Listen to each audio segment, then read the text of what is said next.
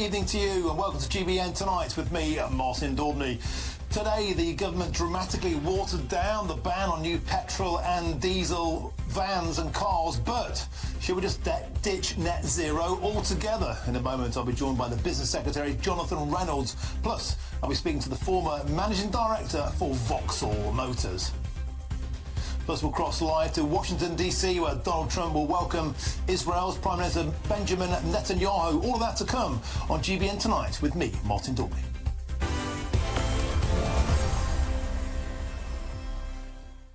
Welcome to the show. Let's jump straight in. Today at the Jaguar Land Rover factory in Solihull, the Prime Minister Keir Starmer promised to rewire our economy and even hinted he'd be prepared to water down net zero to help us achieve that. But Trump's tariffs are looming large over the global economy. And is it time for Starmer to go even further and ditch net zero red tape and channel his inner Brexiteer?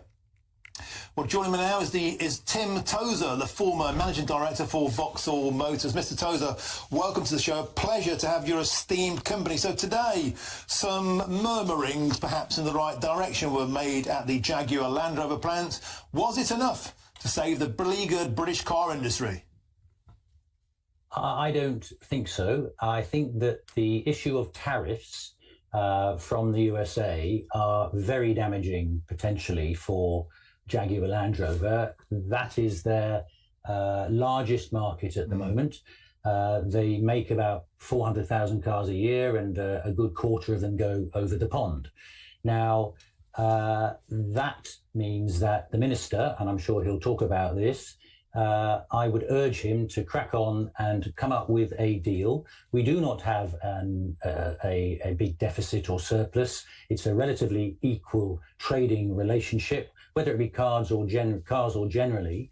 And we've got to get a trade agreement that would remove the 25% tariffs on Jaguars and Land Rovers crossing the pond.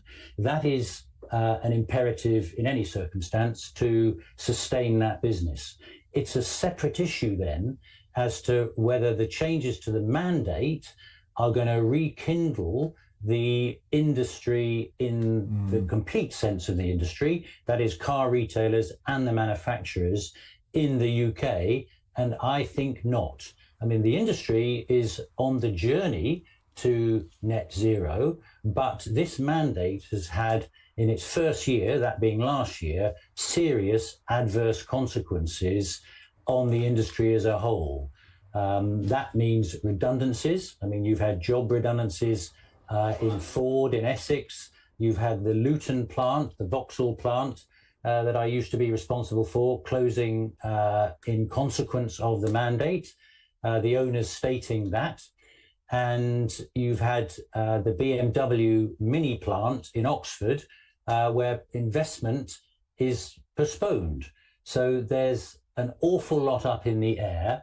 And this mandate, which is essentially based upon targets that are nowhere near being delivered, are undermining the health of this industry. And what we saw today did not make sufficient change to, as I say, rekindle those spirits and get the industry onto the front foot. Now, Tim Tozer, the reality is the government can puff up its chest all it likes, but 72% of new car sales are presently petrol and diesel. We've had all kinds of encouragement. We've had plenty of fines towards the industry, and they've gone down, well, thank you very much, from £15,000 a unit to £12,000 a unit to every manufacturer that fails to meet those targets. Is the reality that the government is using a stick to try and beat consumers into buying a product they simply don't want? Most definitely it is exactly that. Last year, private buyers, I'm not talking fleet buyers or business buyers, buying a new car, only 1 in 10 chose an electric vehicle. So there are issues as to why are they not flocking to buy electric vehicles. First of all, the cars are expensive. Secondly, the insurance rates are always pretty heavier than petrol and diesel cars. And you've also got severe oddities in the way that people can charge the vehicles cost effectively. What I mean by that is, if you were lucky enough to have a drive, you can charge overnight on your location at a good rate with only 5% VAT. The moment you don't have that capability and you are at the mercy of charging on the public highways, you will pay 9 times the price.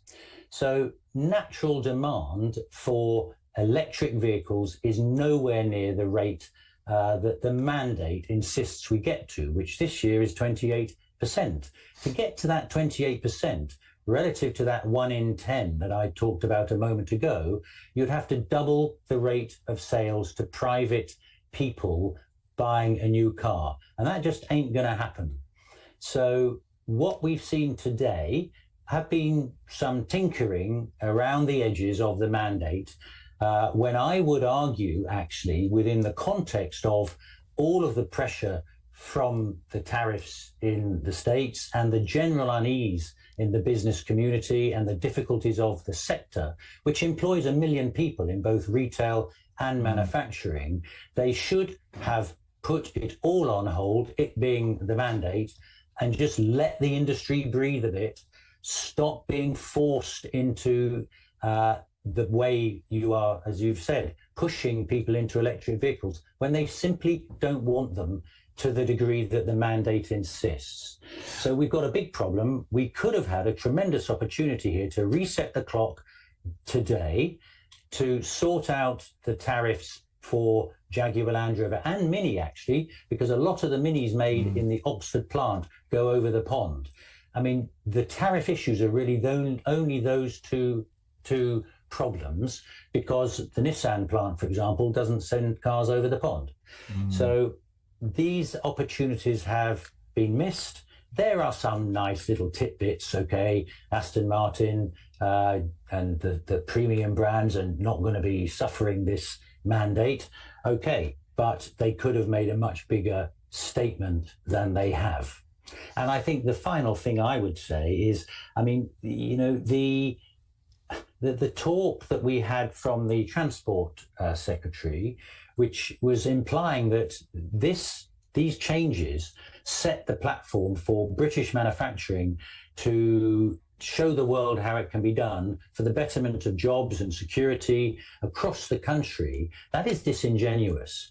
I mean, at the same time, this government is allowing Chinese electric vehicles in without any tariffs. The Chinese have, over the last few years, built all of the competencies, both in terms of manufacturing batteries and electric vehicles, and the invasion is now coming. This is going to cost jobs. I mean, I don't speak for BMW, but I cannot imagine BMW firing up their investment that they have postponed to move electric vehicle production of Minis into Plant Oxford when you've got very cheap Chinese cars, which by any test are a lot cheaper because of Chinese subsidies. Okay, Tim Tozer, we have to leave it there. Fascinating stuff. The former MD for Vauxhall Motors, thank you very much for joining us tonight